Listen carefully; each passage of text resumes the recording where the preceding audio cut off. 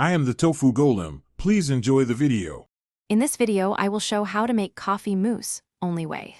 Start by blooming instant espresso in hot water, then whisk egg yolks with sugar until pale and creamy.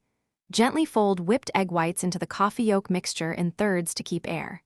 Whip heavy cream to soft peaks and fold into the mousse base for silkiness. Chill for at least 2 hours and serve with shaved chocolate or a dusting of cocoa.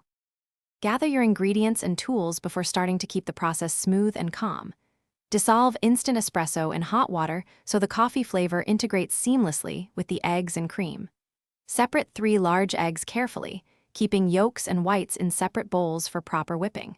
Use an electric whisk to reach stable peaks faster and a rubber spatula to fold mixtures gently. Prepare serving glasses so the mousse can be portioned right after chilling. Focus on gentle technique to achieve a cloud-like coffee mousse that holds its shape. Fold mixtures in thirds, cutting through the center and lifting to maintain volume while blending ingredients smoothly. Stop whipping cream when it reaches soft peaks so it folds in without collapsing the air you built.